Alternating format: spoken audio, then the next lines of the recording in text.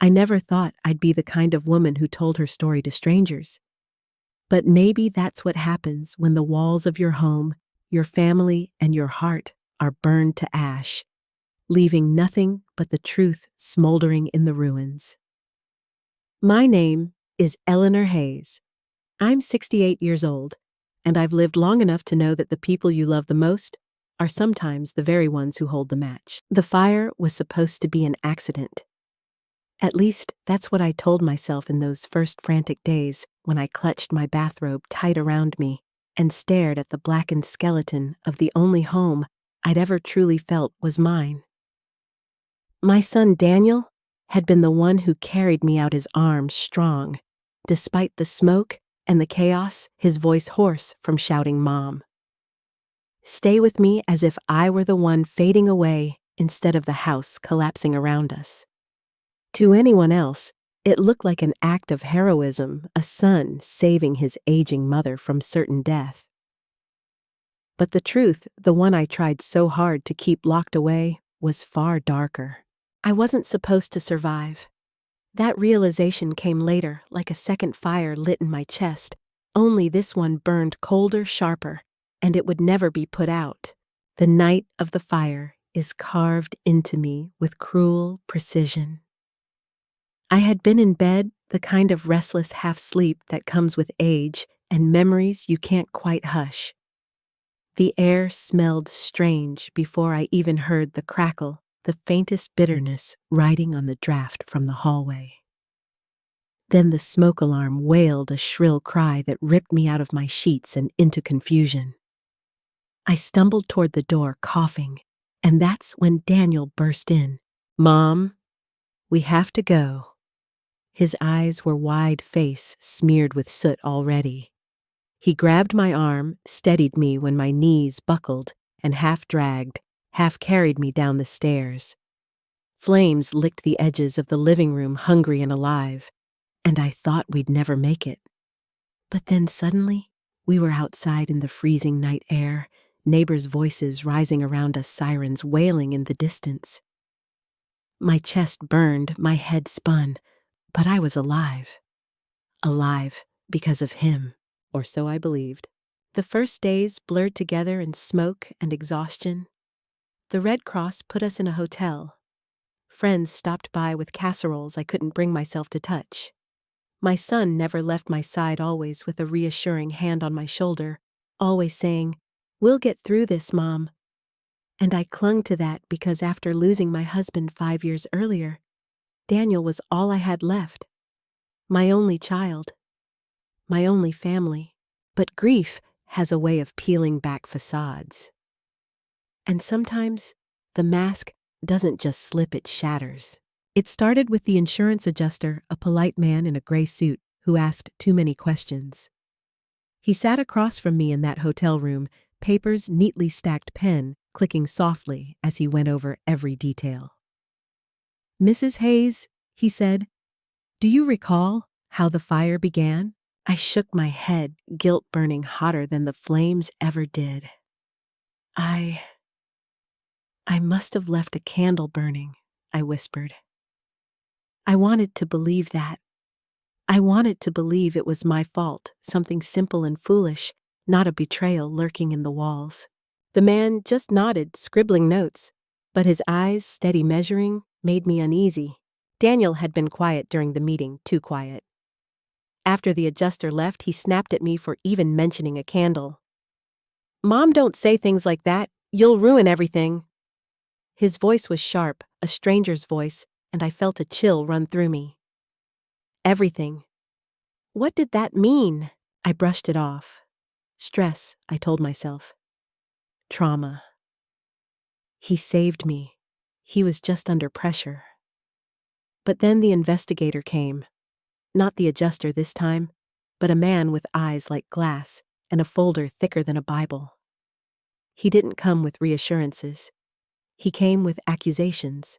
That knock at the door, 3 sharp raps echoed in my chest, like a verdict before I even opened it. "Mrs. Hayes," he said, showing me his badge, "we need to talk about the fire." I'll never forget the way my son stiffened beside me, jaw-tightening fists clenching. The investigator spread out photos on the table. Close-ups of charred beams, chemical residues, wiring that looked tampered with. This wasn't an accident, he said flatly. Someone set this fire intentionally. The words hung in the air like smoke, refusing to clear. My first thought was disbelief. My second was terror. My third, the one I didn't dare speak, was a whisper that hissed Daniel. But how could I even think that he saved me? He pulled me out with his own hands. A son doesn't risk his life to rescue his mother from a fire he started. Does he? I tried to push the thought away, but once suspicion takes root, it grows like ivy, twisting around every memory until you can't tell what's real and what's been choked out. I remembered the overdue bills I'd seen stuffed in Daniel's backpack, the hushed phone calls where his voice dropped low and urgent. I remembered the way he flinched when the investigator mentioned accelerants. And I remembered most of all the look in his eyes when he told me, "We'll get through this." It wasn't comfort. It was calculation. The following night's sleep abandoned me. I lay awake in that sterile hotel bed, the hum of the air conditioner mocking me with its steady rhythm. Every time Daniel came in, late smelling faintly of cigarettes and something chemical, my chest tightened. Every time he reassured me that the insurance money would fix everything, my heart cracked a little more. I wanted to confront him, but fear silenced me. What if I was wrong? What if my grief and paranoia were painting shadows where there was only light? But what if I was right? What if my own son, the boy I carried, the boy I nursed through fevers, the boy I held when nightmares woke him, had tried to erase me from this world for a payout? That thought alone was enough to turn my soul inside out. The investigator returned a week later, this time with sharper questions.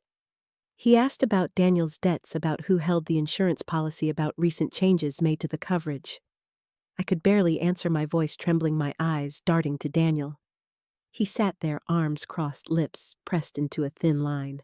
After the man left, Daniel exploded. "Why are you talking to him like that? You're making me look guilty." His voice cracked, rage spilling out in a way I'd never heard before. He slammed his fist against the wall, and for the first time in my life, I was afraid of my son. That was the night I began digging.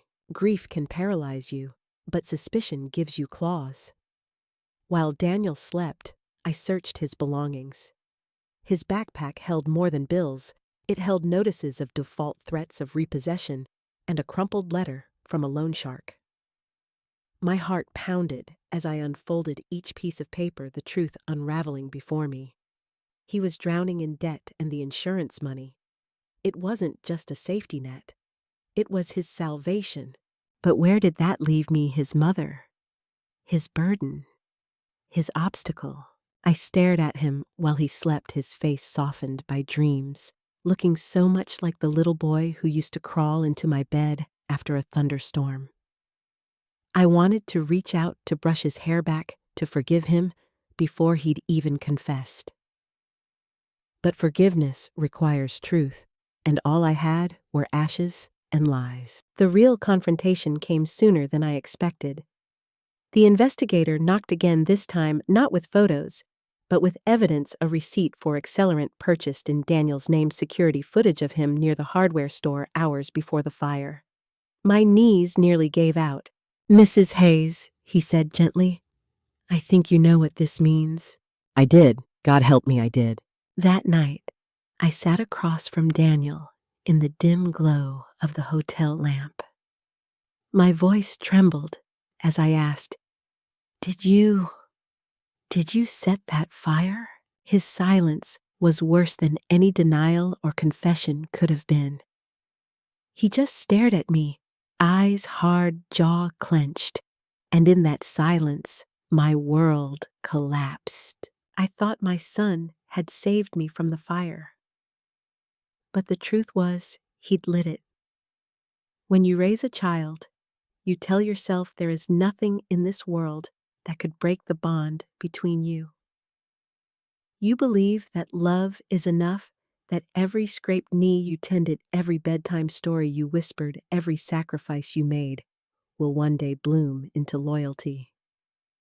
But as I sat across from Daniel in that dim hotel room, watching the shadows carve sharp edges into his face, I realized love had not been enough. Not for him, not to keep him from the fire. He didn't speak for what felt like hours, though in truth, it was only minutes. His silence was a wall thick and impenetrable, daring me to climb it or retreat. Finally, he leaned back in his chair, eyes narrowing, and muttered, "You don't understand, Mom?" Those 4 words gutted me. Because wasn't I the one who was supposed to understand him better than anyone? Hadn't I memorized the sound of his laugh, the rhythm of his steps, the tilt of his head when he was hiding something as a boy? But now at 38 years old, my son was a stranger sitting across from me, and I had no map to navigate the distance between us. "Then explain it to me," I whispered, my voice catching on tears that refused to fall. He looked at me, and for just a moment, I saw the frightened child I once knew. But the mask returned quickly, colder this time. "I didn't mean for it to go so far. I needed a way out." "I thought the insurance money?" He stopped himself, jaw tightening, and looked away. I pressed my hand to my chest as if I could hold the pieces of my heart together. "You would have killed me," I said softly. The words weren't a question. They were a verdict.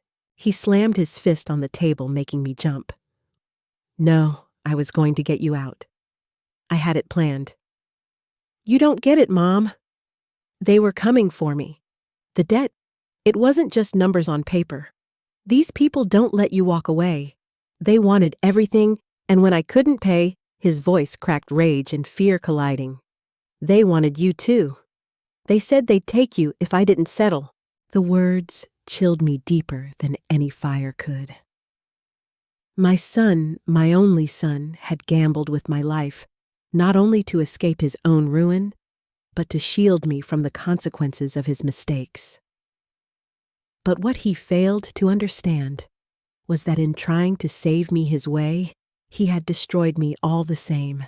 I wanted to scream, to throw every ounce of betrayal and heartbreak back at him, but all I could do was sit there numb, listening to the echoes of his desperation. The days that followed blurred into a grim dance between denial and dread. The investigator pressed harder, circling us like a hawk waiting for Daniel to stumble. I tried to protect him in little ways, answering questions, vaguely feigning confusion, but every lie tasted like ash. I was complicit now, tangled in a web my son had spun, and I didn't know how much longer I could hold it together. Then came the letter. It was slipped under the hotel door late one night. No return address, just my name scrawled in harsh black ink. My hands shook as I unfolded it, the words burning into me with each line. "Mrs. Hayes, your son owes us $120,000. He promised payment after the insurance claim. If he doesn't deliver, we'll collect another way. You have 2 weeks. 2 weeks. That was all the time left before whatever shadowy figures Daniel had entangled himself with came to collect on his sins. I stared at the letter until the words blurred, tears finally spilling down my cheeks. I confronted him with it the next morning, my voice raw from sleeplessness. He paled, snatched the paper from my hands, and cursed under his breath. "I can handle this," he said, stuffing the letter into his jacket pocket. But the tremor in his hands betrayed him. Handle it. That's what he had said about his debts, about the fire, about everything. And every time the only thing he'd managed to handle was pulling me deeper into the flames of his choices. I began to plan, though I didn't yet know for what. All I knew was that if I kept following him, I would burn. And this time, I wasn't sure there would be anyone to drag me out. The investigator returned again this time, not with evidence, but with a quiet plea. He found me alone in the hotel lobby, his voice low careful. "Mrs. Hayes, I can see you're protecting him. But this won't end well. The insurance company is preparing charges. If you want to save yourself, you need to tell the truth." I stared at him, my throat dry. Tell the truth. As if it were that simple. How could I stand in a courtroom and condemn my son? How could I look at him through a pane of glass, knowing I was the reason he was caged? Yet how could I keep pretending, knowing that every lie only paved the way for more ruin? That night, I dreamed of my husband. Ernest had been gone 5 years, but in my dream, he stood in the doorway of our burned-out house, the glow of flames behind him, his face stern and sorrowful. "You know what you have to do," he said, his voice echoing in the hollow of my chest. I reached for him, but he faded into smoke, leaving me clutching nothing but air. When I woke, I knew what had to happen. I began gathering my own evidence, not for the investigator, not for the insurance company, but for myself. Old photos of Daniel as a boy, drawings he'd made in school cards he'd given me on Mother's Days long gone. I spread them across the hotel bed, each one a reminder of the child I had loved with every ounce of my being. I wanted to remember that boy, to hold on to him even as the man he'd become tried to burn us both to the ground. One afternoon, while Daniel was out, I searched his things again. This time, I found more than bills. I found a burner phone hidden at the bottom of his suitcase, messages still lit on the screen. Payment due. Insurance taking too long. Tick-tock. My stomach turned.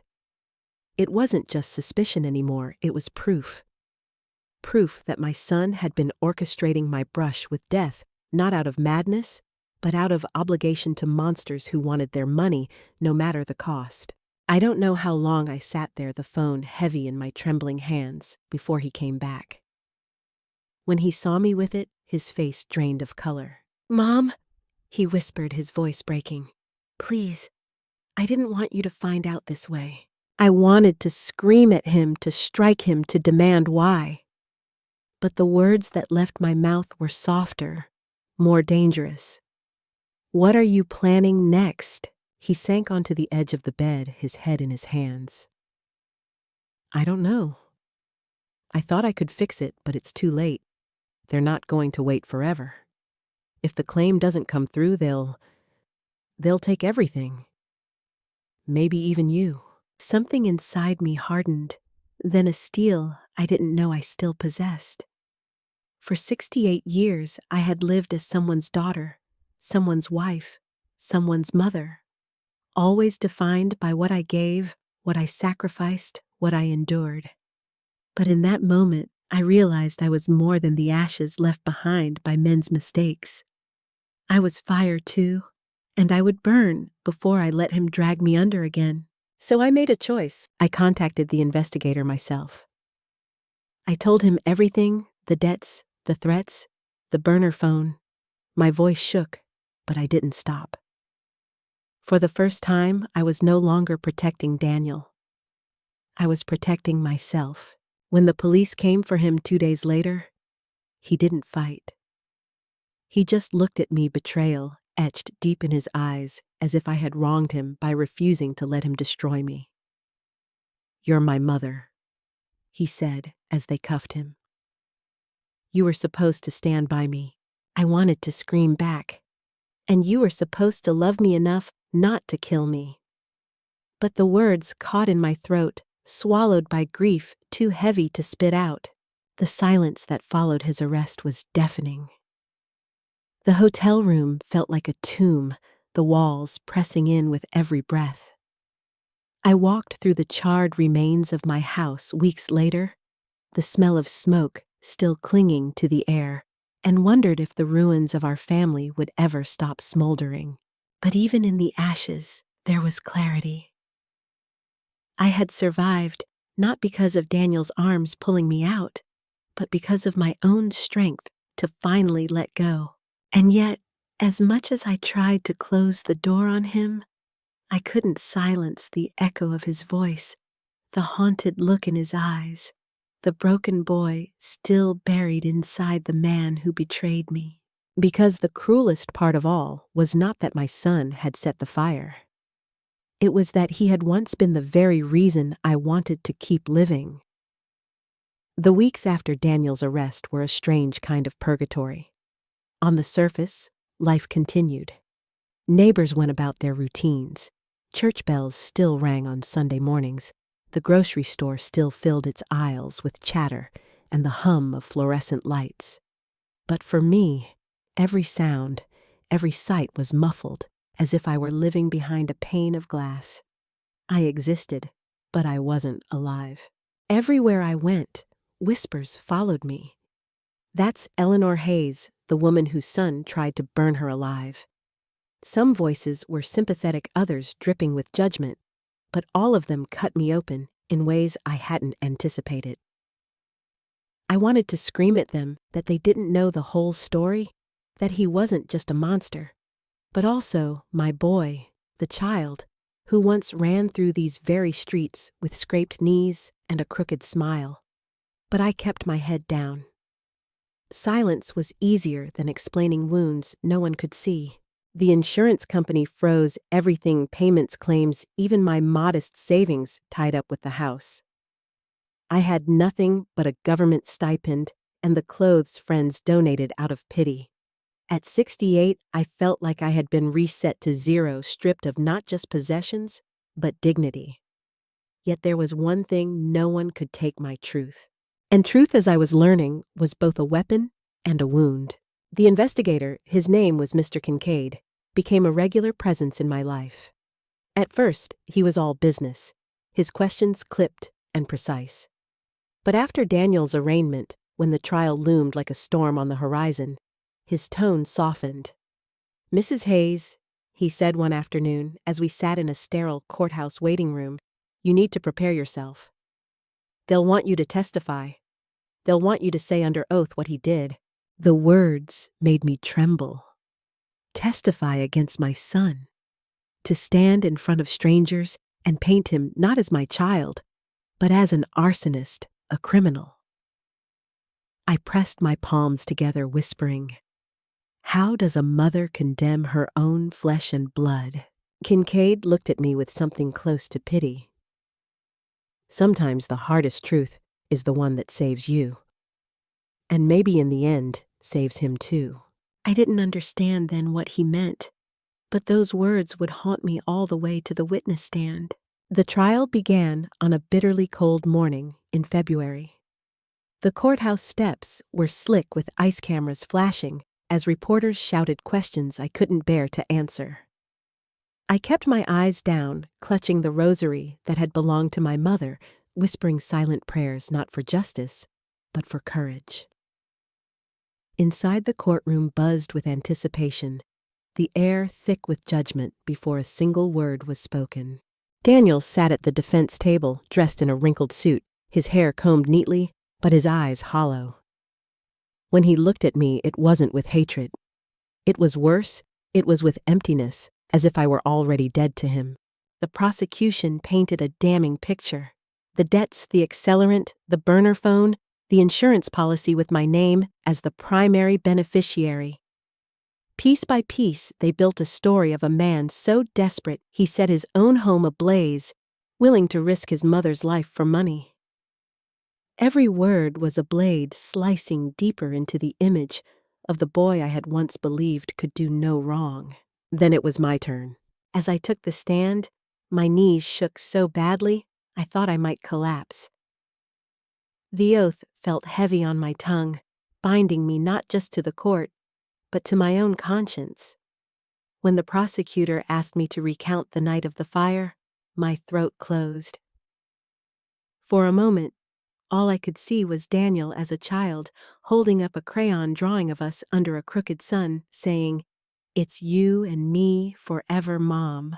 But forever had burned away. So I told them, I told them about the debts, the threats, the way he had flinched under questions, the burner phone I'd found, the silence that spoke louder than any confession. My voice cracked, tears streaming unchecked, but I didn't stop.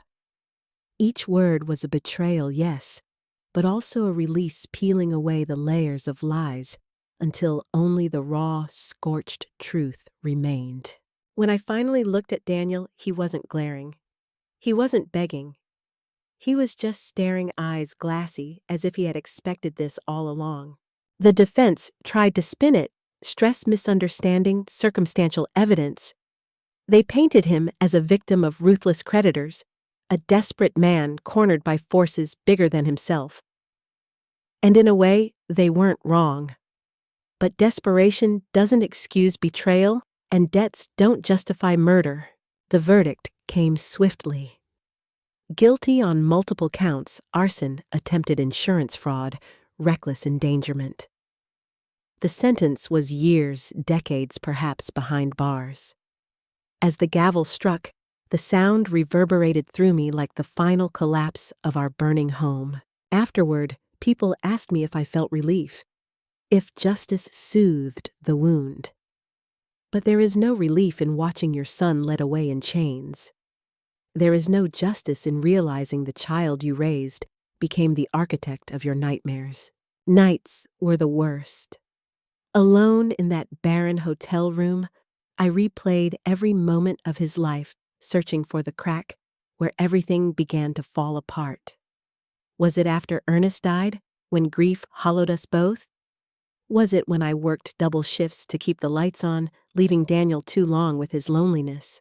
Was it when he first asked for money, and I gave it without question, teaching him that love could be measured in dollars? I tortured myself with these questions, but the answers never came. Maybe there weren't any. Maybe the truth was simpler and crueler. Sometimes the ones we love most are the ones who hurt us deepest, and no amount of love can change that. Months passed. I moved into a small apartment on the edge of town, a far cry from the home I had lost, but at least a place where I could shut the door on pitying eyes. I filled the silence with old records, the kind Ernest used to play on Sunday mornings, their crackling melodies, a balm for my fractured soul. Letters came from Daniel at first.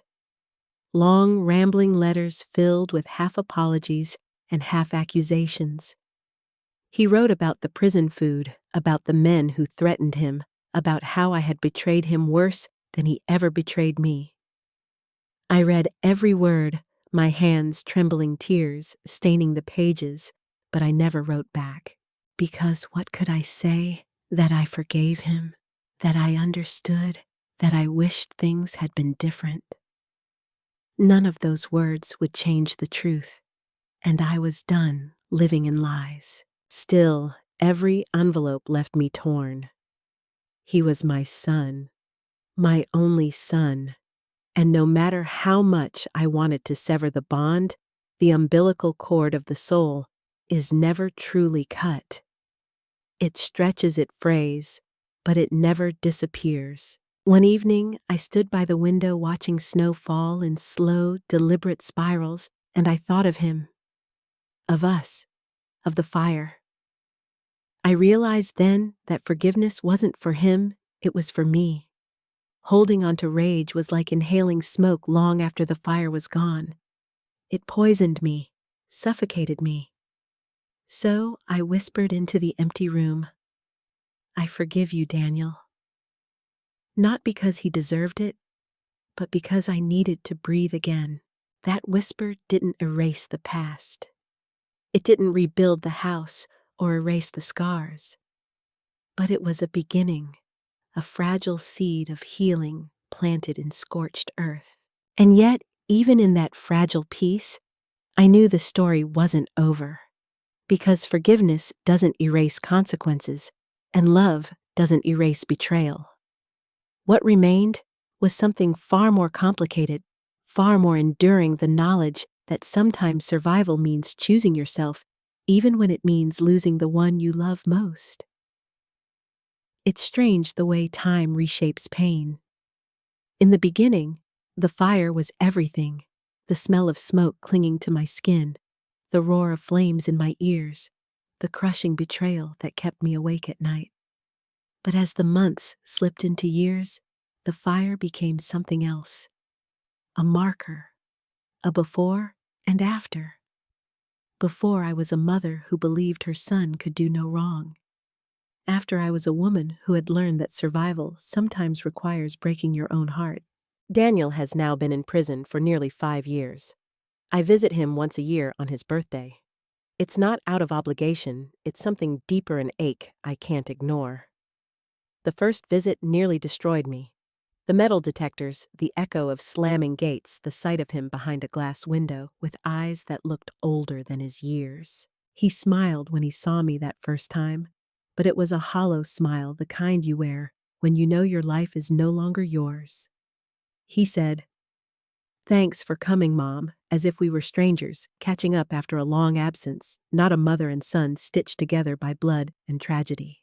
I wanted to tell him everything then, that I still loved him, that I still remembered the little boy who used to pick dandelions from the yard and bring them to me with grubby hands. But the words lodged in my throat. All I could say was, "I forgive you." He didn't answer. He just looked at me, and for a fleeting second, I thought I saw tears shimmer in his eyes. Then the guard called time, and I walked away with forgiveness heavy on my tongue and grief heavier still in my heart. In the years since, forgiveness has become my daily practice.